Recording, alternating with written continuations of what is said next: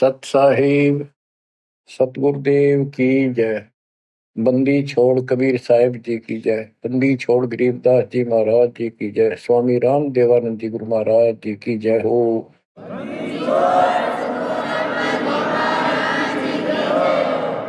सर्व संतों की जय, सर्व भक्तों की जय, धर्मी पुरुषों की जय। श्री काशी धाम की जय, श्री सुब्राणी धाम की जय, श्री क्रोथा धाम की जय, श्री बरवाड़ा धाम की जय। सत साहिब जय जय सतगुरु मेरे की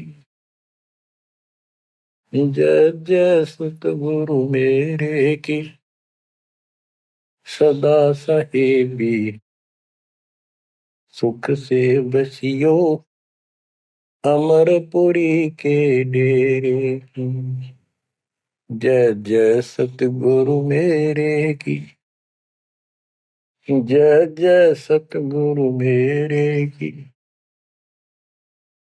सदा साहेबी सुख से बसियो सत्यलोक के डेरे की। सदा साहेबी सुख से बसियो सत्यलोक के डेरे की। निर्विकार निर्भय तू ही और सकल बेमान जी साधो और सकल बेमान सब पर तेरी साहिबी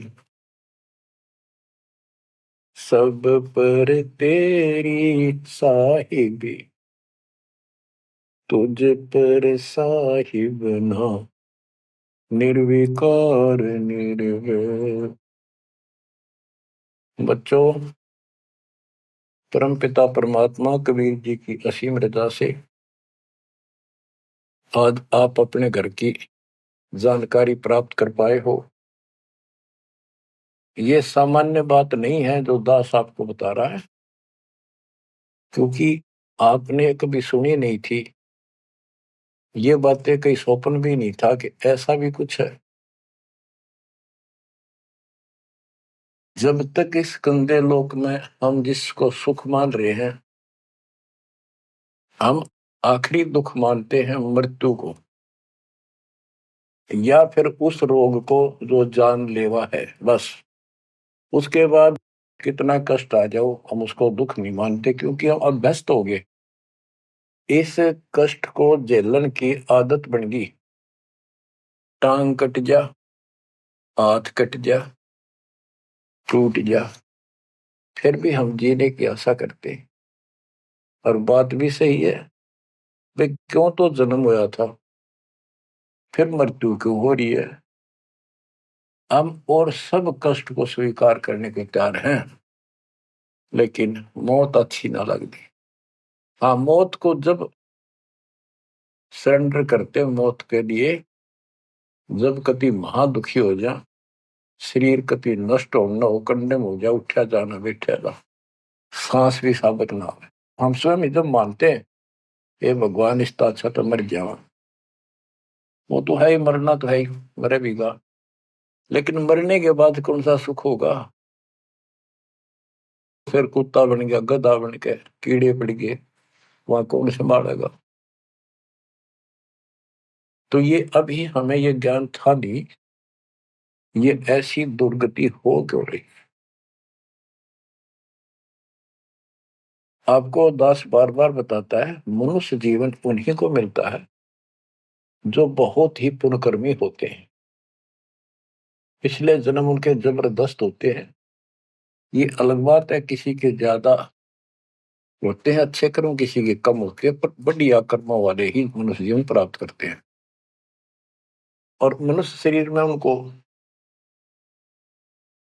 सुविधाएं भगवान देता है जो एक मानव को मिलती है। जिनके पास पैसे ज्यादा हैं वो ज्यादा बकवास करते हैं। कार ले ले, कोठी बन गई, और भी कोई 10-5 प्लाट खरीद ले, यानी भक्ति की तरफ नहीं जा सकते बाबा। या जो कति दुखी है, हैंड टू माउथ है, यानी समय पर रोटी ना मिलती, वो भगवान के लिए जागा कहाँ। उसको सारा दिन रोजगार की समस्या समस्या पर समस्या रहती है। तो कहने का भाव ये है कि जब तक हम थोड़े बहुत सुखी नजर आते हैं, जिस गंदे सुख को सुख मान रहे हैं, तब तक हमें भगवान की कभी जरूरत नहीं। ये तो ये ज्ञान हो या फिर कष्ट आना शुरू होता जब भगवान याद आता है, उसके लिए परमात्मा कहते हैं कबीर साहब, कबीर दुख में सुमन सब करें सुख में करे न कोई, और जय सुख में सुमन कर ले तो दुख का एक हुआ। कबीर सुख में सुमन किया नहीं दुख में करते याद, कहे कबीरता दास की कौन सुने फरियाद। सुख में तो करा नहीं, जब कैर टूटने लग गया चारों तरफ से, कैंसर डिक्लेयर होगी, सांस साबित नहीं आंदा, कई कर्म हीनता फिर भी नहीं मानते कि नाम ले लो और भक्ति कर लो, गला ना देखी जाएगी। उनके इतने कर्म कमजोर होते हैं, संस्कार माड़े होते हैं, खराब होते हैं। थोड़े बहुत कष्ट होकर भी यदि परमात्मा की तरफ लग पड़े, चल पड़े, उसका नाम ले ले, तो भी सहारा देना शुरू कर देता था। बड़ा दयालु है। अब भक्ति से सब दूर हो चुके हैं, और जो करते हैं वो पिछले संस्कारी हैं, उनको रास्ता ठीक नहीं मिलता, वो शास्त्र विधि त्याग कर मनमाना आचरण करने पर लगे हुए हैं। कोई बेचारे पहाड़ों पर जाते हैं, कोई तीर्थों पर जाते हैं, कोई पर भी लेने जाते हैं, कोई मंदिर में, कोई मस्जिद में, और कोई मंडी बना रखी वहां मत्था टेकने जाते हैं। यानी उनको चाह भगवान की है पर रास्ता ठीक नहीं। अब जैसा आपने प्रसंग सुना कि पांडव यज्ञ अश्वमेध में एक का पाया साध, गरीब गोरख से ज्ञानी गणे सुखदेव जति जहान, सीता सी बहु भारिया, बहुत पत्नियां मिल जाएंगी सीता जैसी, अपने धर्म कर्म पे साफ सुथरी रहने वाली। संत दूर स्थान, कहते हैं पांडव यज्ञ अश्वमेध में एक का पाया साध, 33 करोड़ जहाँ थे देवता, 88,000 ऋषि, 12 करोड़ ब्राह्मण, 9 लाख 84 शत्र, उनमें एक का संत मिला, वाल्मीकि सुदर्शन जी। उसका कारण क्या था? उनकी साधना शास्त्र वेद है, गीता विरुद्ध है। तो बच्चों, शास्त्र विरुद्ध साधना करने से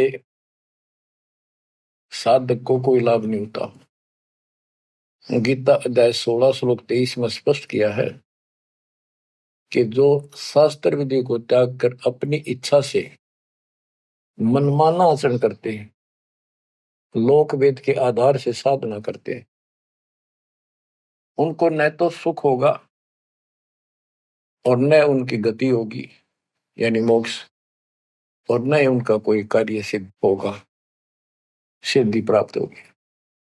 इन तीन वस्तुओं के लिए, तीन पदार्थ के लिए हम भक्ति करते। घर में सुख हो, शरीर में सुख हो, कार्य सिद्ध हो, ऐसी भक्ति करें कि जिसे सिद्धि प्राप्त हो, जिसके सहारे हम ऊपर जावें। जैसे सुखदेव के पास एक आकाश में उड़ जाने की सिद्धि थी, और हमारे परमात्मा कहते हैं जो हम भक्ति दे रहे हैं इसमें 24 सिद्धि आ जाएंगे। इन 24 की 24 को भी कहीं यूज नहीं करना, उसका प्रयोग नहीं करना। ये उनमें एक सिद्धि आकाश से उड़ जाने की भी होगी। एक सिद्धि आकाश से उड़ जाई, एक सिद्धि जल पैर न लाई, एक सिद्धि कुछ खावे न पीवे, एक सिद्धि जो बहुत जीवे। ये कई कई दिन नहीं खाते पीते तो वो एक सिद्धि होती है। गरीबदास जी कहते 24 को ना मन चावे सो हंसा सतलोक सदावे। तो कहने का भाव ये है कि ये सब शास्त्र विरुद्ध साधना करने वाले हैं, और अमीन ने जबरदस्त महात्मा मानना थे। ये ऊपर का दिखावा ऐसा गजब का करते हैं, सामान्य व्यक्ति को क्या पता आपको भी पता नहीं था इस ज्ञान के सुनने से पहले, ये साधु हमने भगवान दिखाई देते और माथा टेका थे, इन्हें प्रणाम किया करते, इनको खूब दान भी देते थे। ये पता चला ये तो डले डोहा थे।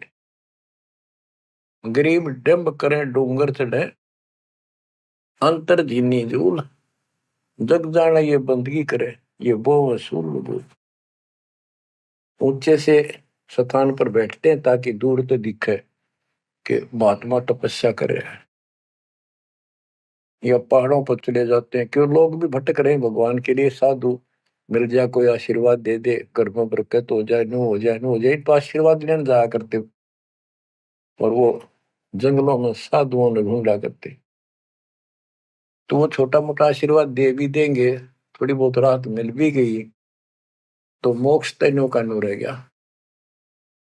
गरीब डंब करे डूंगर चढ़े, अंतर जीवनी झूल, जग जाने बंदगी करे, भक्ति करे, ये वो असूल वो।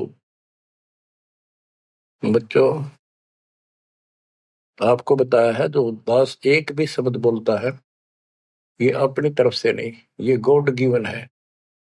और परमात्मा ने किसको दिया? अपनी प्यारी आत्मा संत गरीबदास जी को दिया। उनके द्वारा अमर ज्ञान लिखवाया गया है, वो आपको सुना रहा है दास। रग यजु है श्याम अथर्व, ये चारों वेद चतुभंगी रे, सूक्ष्म वेद बाचे साहिब का, सोहंसा सतसंगी रे। जो परमात्मा का सूक्ष्म वेद पढ़ता है वो सत्संगी है। चारों वेद ऋग यजु साम अथर्व, ये चारों भ्रमित ज्ञान युक्त है, इनसे जीव को कोई लाभ नहीं होना, मोक्ष नहीं हो सकता। तो दास आपको ये सूक्ष्म वेद सुना रहा है। अब कुछ वाणी सुनाऊंगा। ये माया का ग्रंथ है। एक बाल्मीकि नीचे कुल साधु, जिन संख पंचायन पूरे न दू। एक बाल्मीकि जाति का, जिसको तुम नीचे कुल को मानते थे, वो था साधु जिसने वो पंचायन शंख बजा दिया। और गिनो माया के पुता, ब्रह्म जोगनी सब हित उता। ये बाकी ये माया के पुजारी, इनके पास यथार्थ भक्ति नहीं थी। चंद सूर केतक साई, जिनके आगे ये बड़े गदाई। नूरी दीपक धरे चिरागा, काल करंजन को उठ लग गया। नूरी अंग विनस है भाई, माटी के किस गिनती माई। कि ये ब्रह्मा विष्णु महेश्वर का नूरी शरीर है, हल्का सा नूर का। इन देवताओं का नूरी शरीर है, ये नकली नूर है, असली नूरी शरीर सतलोक में है। काल ने दुर्गा के माध्यम से यहाँ उस सतलोक वाली सारी डुप्लीकेट वस्तु बनवा रखी है। कति नो किनो मिलते जुलते स्त्री पुरुष ऐसे ही है, और लेकिन वहां ओरिजिनल शरीर है, बिल्कुल अविनाशी शरीर है। यहाँ कहते ब्रह्मा विष्णु महेश के नूरी शरीर है। ये नूरी अंग विनसय है भाई, माटी के किस गिनती भाई। जब ये ब्रह्मा विष्णु महेश जैसे मरेंगे तो ये मिट्टी के जो हमारे हैं, तुम्हारे मनुष्य के, ये कौन से खाते में है कि तुम ना मरोगे। और फिर क्या कहते हैं? ऐसे भ्रम ना भूलो लोई, इनकी ओट न उभरे कोई। जिनकी देवताओं की, ब्रह्मा विष्णु महेश की, देवी की, काल की तुम आड़ ले रहे हो, शरण लिए बैठे हो, ऐसे भ्रम ना भूलो लोई, इनकी ओट न उभरे कोई। कोई पार नहीं हो सकता, किसी का कल्याण नहीं हो सकता। यही 84 लाख योगियों पर कष्ट उठाते रहोगे। अब क्या कहते हैं? या तो 56 कोटि सहारे, और करी ठगोरी क्षण में मारे। 5 तत्व त्रिगुण की पूर्णी, आवे ब्रह्मा विष्णु महेश्वर जो। ये ब्रह्मा विष्णु महेश भी जन्म मरण के अंदर आवेंगे। बच्चों, यदि आपको पहले तैयार ना कर रखा होता ना सारे प्रमाण देके, तो आप कतई नहीं सुनते। अगले दिन आप कतई कान का नहीं लाते यूट्यूब के चैनल को, जो कहो झूठ बोल रहा है। और आज आपके घीसा गल है कि गजब अजब कतई साची सारी। और ये 300 वर्ष पहले संत गरीबदास ने लिखे कदर गए थे। उन्होंने प्रचार नहीं किया, उनको पता था कि इस ग्रंथ ना और पाट देंगे जय ईब गणा प्रचार कर दिया था। आग ला देते इसका पहले जो इतना गहराई से कोई बतानिया होता था। और अब ओए होए, ये जो दिल करता है सुने जावा कितनी गजब की सच्चाई और पढ़े जावा। देखो बच्चों कितना अंतर हो गया। अज्ञान के कारण हम अपने खजाने न छोड़े फिरा थे।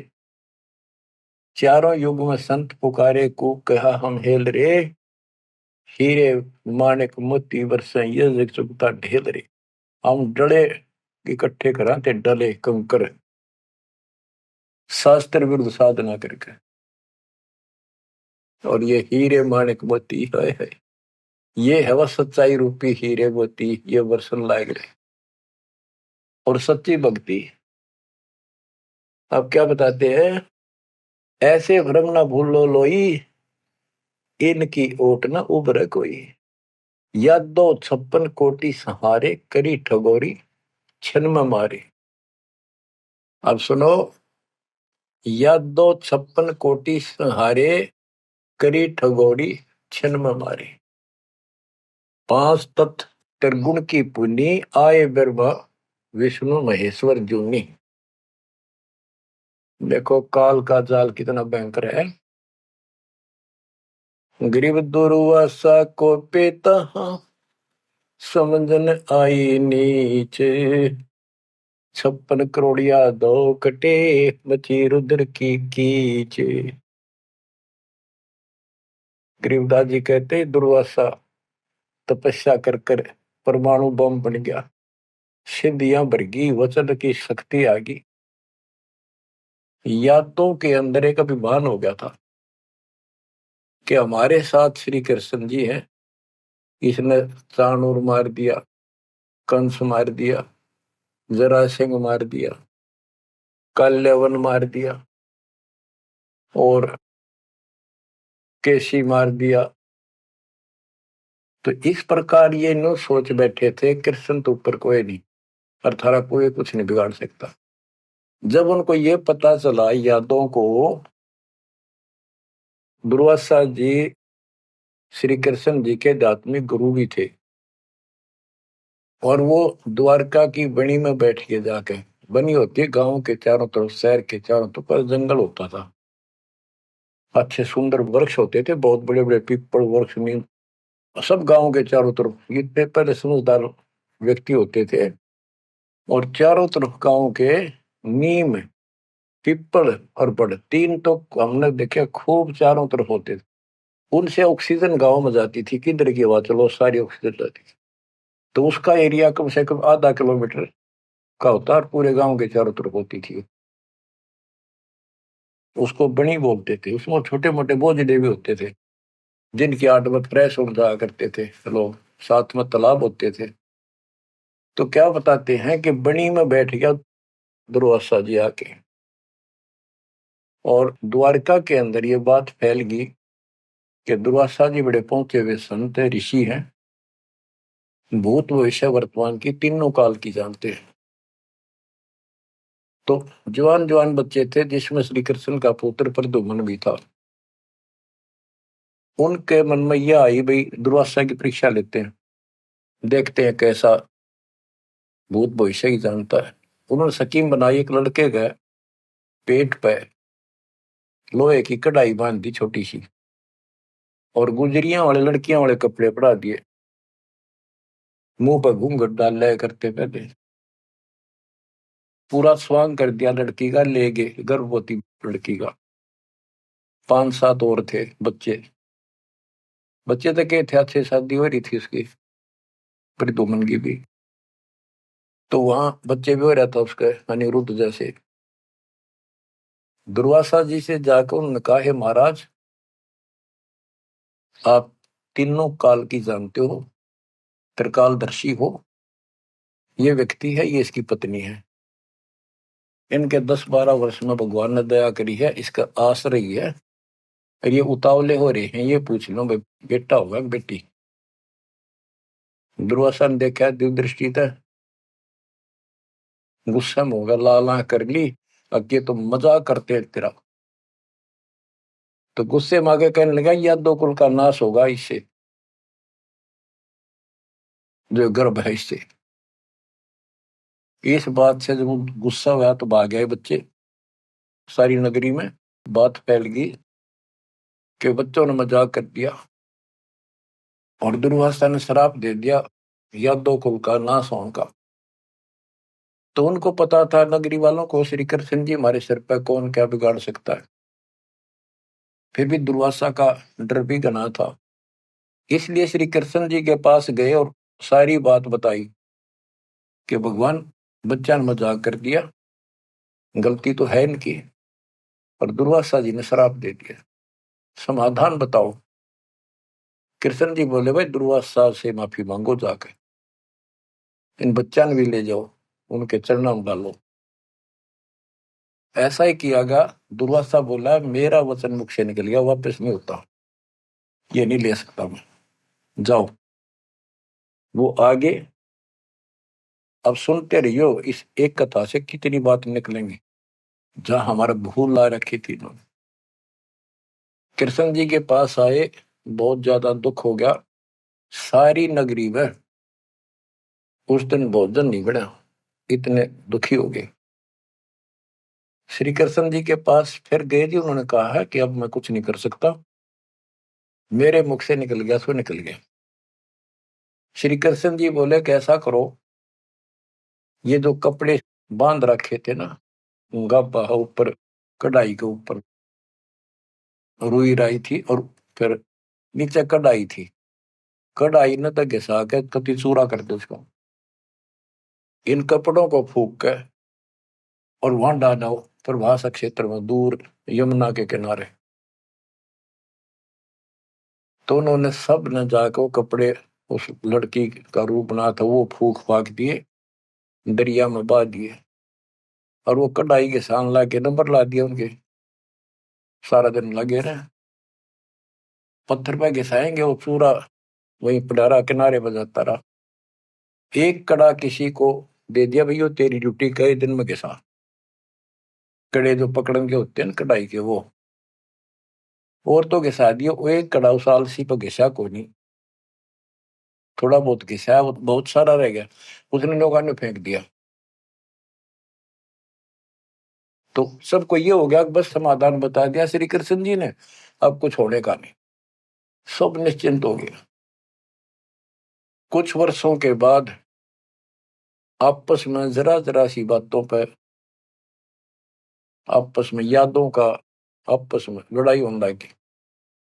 कोई जरा सी कहते लट्ठम लट्ठा मार दे एक दूसरे ने, हाहाकार मच गया नगरी में, अकाल मौत होने लगी, पशुधन नष्ट होने लगे। तो नगरी के व्यक्ति फिर गए श्री कृष्ण जी के पास कि हे भगवान, ऐसा कौन सा पाप उगड़ गया इस नगरी का, किसी ने किसी की बातें नहीं सुहाती, जरा सा बोलते हैं लट्ठम लट्ठा हो जाए, मार डाले, अकाल मृत्यु होने लग रही है। कुछ दया करो, रक्षा करो, कारण बताओ, कुछ समाधान बताओ, हमको धर्म पुण्य कहो, वो कर देंगे। श्री कृष्ण जी बोला, भाई जो दुर्वासा ने श्राप दिया है ना, अब वो फल गया, उसके कारण ये सब कष्ट आ रहे। तो नगरी के लोग बोले, जी कोई समाधान बताओ, आप तो मालिक हो, सारी सृष्टि के रचने वाले हो, आप तो सब कुछ कर सकते हो। कृष्ण जी बोले, ऐसा करो, सारे नर यादव, छोटे छोटे बच्चे, नवजात लड़का भी हो ना, नर, ओनली मेल, सबको ले जाओ प्रभास क्षेत्र में, यमुना में स्नान करो। स्नान करने से तुम्हारा ये दुर्वासा वाला श्राप खत्म हो जाएगा। तो सब ने वह बात माननी थी, क्योंकि गुरु थे वो और भगवान मान रखे थे। सब नवजात शिशु उस दिन भी जन्म हुआ था उस लड़के को मिलेगी, और वहां जाके स्नान करने लग गए। नगरी में कवा सुनी सबकी हो रही थी, आंख बड़ा थी एक दूसरे की। और जो कढ़ाई का चूर्ण, लोहे का चूर्ण बना कर डाला था, उसके एक घास उग गया तीखे पत्तों वाला, जैसे डाब होती है कुछ कुछ कुसा जैसा, लंबा लंबा पठेरा सा सर जैसे, और इतने तीखे जैसे हम कई बार खेतों में ईख होता ना, ईख के पत्ते बहुत तीखे होते हैं, जरा सी सावधानी ना बरते तो हाथ में काट देते, वो उंगली में पूरा निशान बना देते थे। और वो तो फिर दुर्वासा के श्राप के थे। वहां पर उस सरकंडन पाड़े सर ने, और एक दूसरे का मारो, वो तलवार का काम करे, गर्दन कटके नारी पड़ जाए। वो 56 करोड़ यादव आपस में कटके मर गए, थोड़े बहुत बचे। फिर कृष्ण जी को पता चला जी सारे कटके मर गए, आप तो को श्राप खत्म हो जाएगा, ये सारा कुल नष्ट हो गया। वहां तो विष्णु पुराण में लिखा है, श्री कृष्ण जी गए और उन मूसल पाड़ के हुए, उसने भी रहे थे यादव खुद मार दिए, काट दिए सबको, अकेला बच गया। और फिर जाके एक पेड़ के नीचे बैठ गया। अब वो श्री कृष्ण ने नहीं मारे, उसमें काल बढ़ के मारे।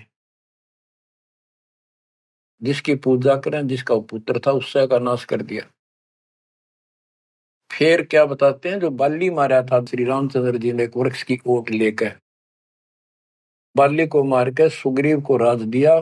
सुग्रीव ने फिर रामचंद्र जी की हेल्प करी लंका पर युद्ध करने के लिए।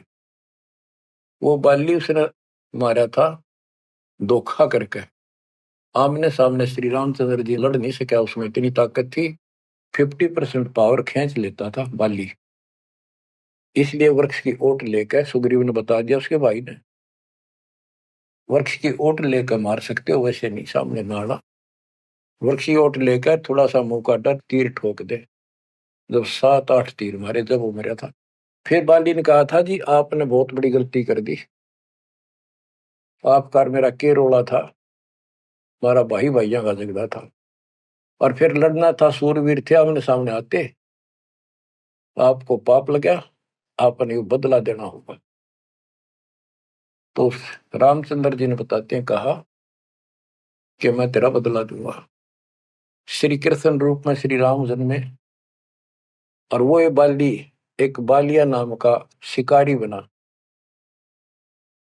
अब क्या था, वो जो एक कड़ा बच्चा था, पूरा घिसा नहीं, वो एक मछली ने खा लिया, कोई खाद्य पदार्थ समझ के, वस्तु समझ के, और वह मछली पकड़ ली उसने, उस शिकारी ने, बालिए ने। उसने जब वह काटी मछली, तो उसमें तो चपकीली धातु निकली। वो ले गया सुनार के पास, उसने सोची कोई चांदी दिखा है। सुनार बोला लोहा बहुत गजब का है, चांदी नहीं है। लोहार के पास ले गया, लोहार से कहा कि इसका यू तीर बना दे मेरा, जहर में बुझा के, तो इसको विशेष रखूंगा, अलग से कोई भयंकर जानवर आ गया, शेर शार, तो उसको मार दूंगा अपने जीवन रक्षा के लिए। तो उसने वो तीर बनवा लिया उस कड़े का, जहर में बुझवा कर, पॉइजन युक्त करवा लिया। वो बालिया नाम का शिकारी सारे दिन से भटक रहा था, उसको शिकार नहीं मिला। और श्री कृष्ण जी वृक्ष के नीचे लेटे हुए थे, और उसने अपने एक घुटने पर दूसरा पैर रखा था, तलवार सामने दिखाई देता, उसमें पद्म था, और पद्म चमक रहा था, खूब उसकी रोशनी होती है पद्म की, जैसे 100 वाट का बल्ब हो। अब शिकारी ने देखा उस झुरमुट टहनी नीचे तक टिकी हुई थी वृक्ष की, तो अच्छी खासी बढ़िया सी छाया थी, आराम से वो लेटा हुआ था गर्मी से बचाव के लिए। तो उसने दूर से देखा कि ये मृग बैठा है, हिरण की आंख चमका है, इधर से जाऊंगा तो ये भाग जाएगा, सारा दिन का कोई शिकार मिला नहीं है, खाली जाऊंगा तो फिर खाऊंगा क्या। उसने वहीं से वो विषाक्त तीर मार दिया, पॉइजन युक्त, जहर से बुझा हुआ तीर चला दिया, तो पैर में लग गया आके सीधा उस निशाने पे, पद्म के पास।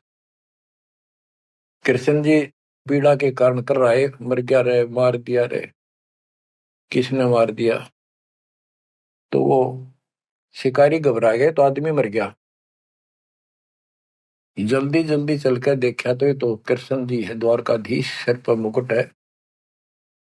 तो उसने हाथ जोड़ के माफी मांगी, हे राजन, मेरे से धोखा हो गया, और मैंने सोचा ये आपके पैर में कोई चमकीला वस्तु लगी है, पदार्थ। मैंने सोचा ये मृग की आंख से, और यूं तो जहर से बुझा हुआ तीर था। मालिक, बच्चों को भी माफ कर दो।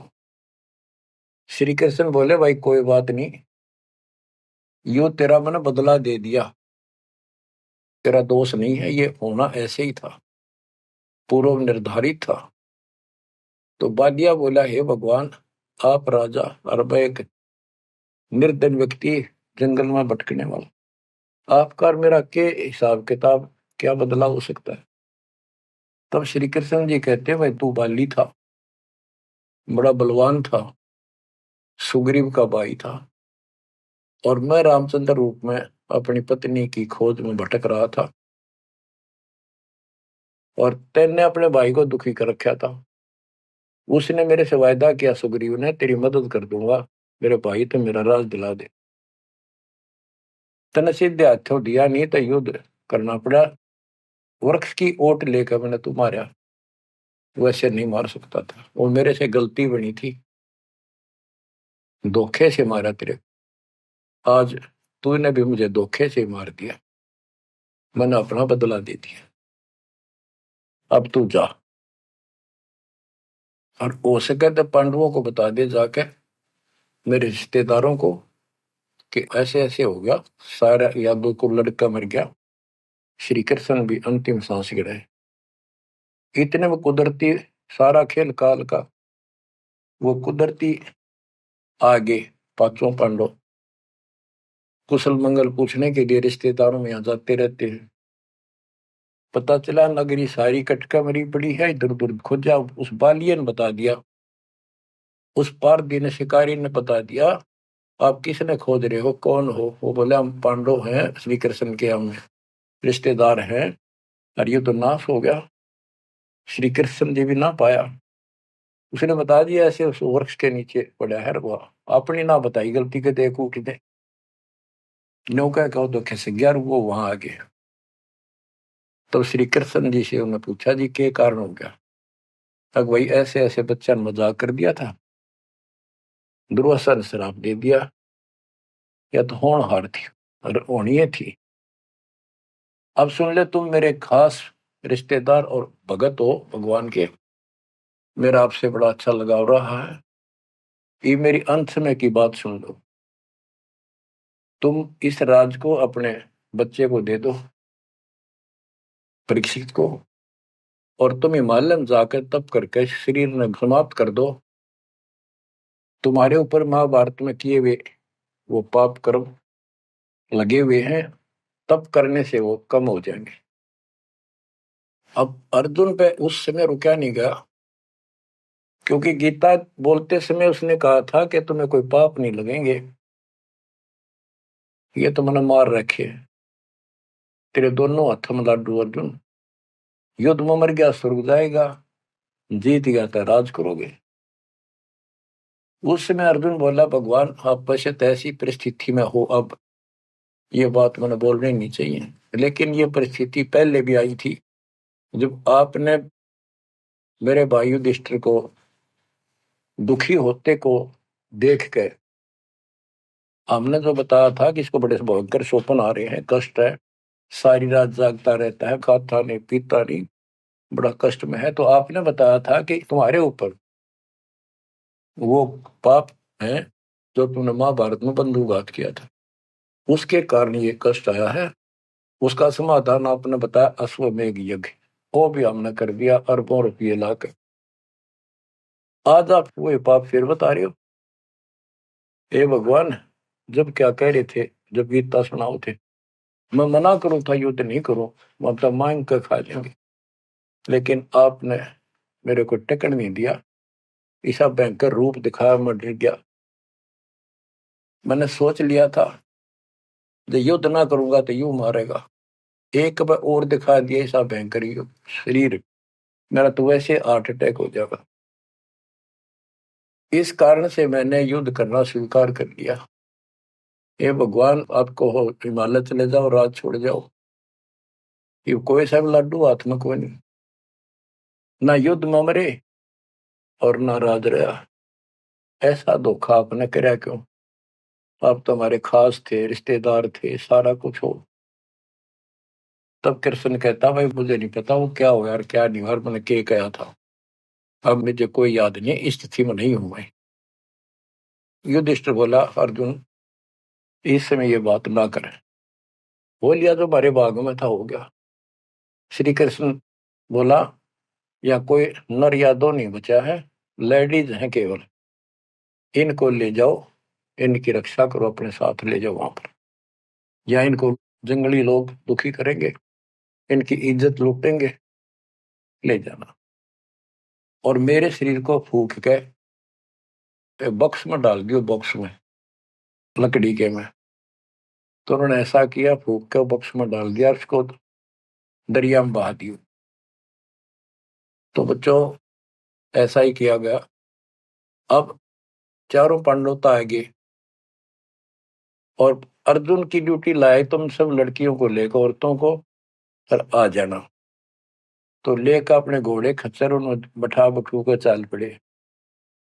रास्ते में बिल्ला ने, जंगली लोगों ने उनको घेर लिया, अर्जुन के साथ युद्ध करे। अर्जुन पीटा, अर्जुन पर वो धनुष उठा भी कोई नहीं, जिस तरह महाभारत के युद्ध में लाखों आदमी मार दिए थे, उठा नहीं, उससे जो खड़ा खड़ा पिटे। वो क्या करा उन दुष्ट लोगों ने, दुष्ट औरतों को ले गए, धन लूट ले गए, और थोड़ी बहुत बची उनको लेकर अर्जुन अपने घर आ गया, वहां इंद्रप्रस्थ आ गया।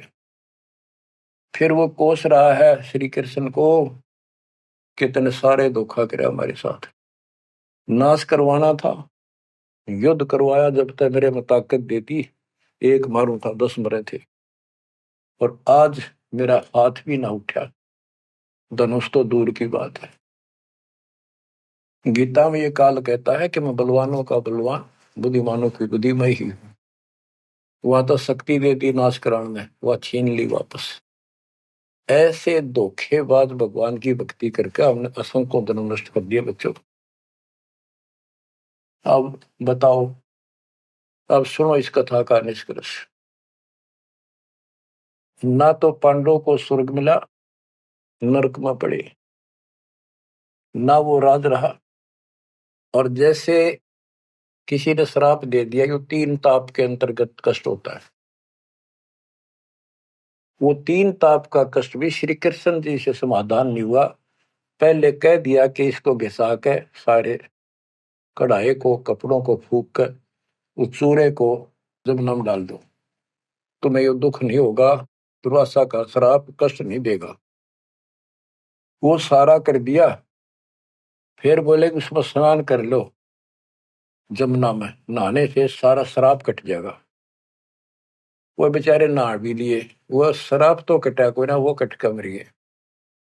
तो ये नकली जितने संत हैं नो धोखा दे रहे तुम्हारे साथ, वह ऐसा चढ़ा दो, वहां स्नान कराओ, पर भी में नहा लो, कुंभ का मेला बड़ा, पर भी में नहा लो, मुक्ति हो जाएगी है, उस तालाब में नहा लो, तीर्थ में, वहां मुक्त हो जाएगा। ये नो विरान मट्टी करे, कुछ होना जाना नहीं। तुम कौन राम का जपते जापम, ताते कटे ना तीनों तापम। अब क्या बताते हैं, ऐसे भरम न भूलो लोई, इनकी ओट न उबरे कोई, या 256 कोटि सहारे, करी ठगोरी छन मोरे, 5 तत्व त्रिगुण की पुनी, आए ब्रह्मा विष्णु महेश्वर जूनी, अष्ट सिद्धि 9 निधि मन के पोए, जा पर ब्रह्मा विष्णु महेश्वर रोए, नौ अवतार पार ना पाए, ब्रह्म जोगिनी सब डकाए। कृष्ण विष्णु कन्हवा भगवाना, ब्रह्म जोगिनी संग खिलाना। 14 लोक रसातल कूटे, कोई गुरुमुख साधु बिरले छूटे। के कोई गुरुमुख साधु पूर्ण संत का उपदेशी भक्त भगतमती, केवल इनका बचाव हुआ। यम किंकर के धाम नरेशा, सट दर्शन के बंधे केसा। विष्णुपुरी लूटी विधि भारी, जा चंदा बदनी कामनी नारी। भोग विलास करें वहां प्राणी, बोर पड़े हैं चारों खानी। कहते ऊपर के लोकों में ये सारी बकवाद करे, क्योंकि वो स्वर्ग होटल हो तो वो बकवाद दे और है क्या। अपनी जेब कटवा के पुण्य खत्म करके फिर पृथ्वी पा के धक्के खावे कुत्ता अपने गधा बने। भोग विलास करें वहां प्राणी, बोर पड़े हैं चारों खानी। शिव पर लूटे कूटे बहु भांति, ये जम किम कर तोड़ते हैं छाती। बच्चों, स्वर्ग बैकुंठ मठ सब लूटे, बिस्त बीज थे सो नहीं छूटे। ब्रह्मंड 2100 आग लगी है, या कर्तबाजी सब ठगी है। बच्चों, बहुत अच्छी किस्मत आपकी, आपको ये अमर ग्रंथ, अमर ज्ञान और सच कथा सुनने को प्राप्त हो रही है। कुर्बान हो जाओ, इसको हल्के बना लो। मालिक आपको मोक्ष दे, सदा सुखी रखे। सत्साई।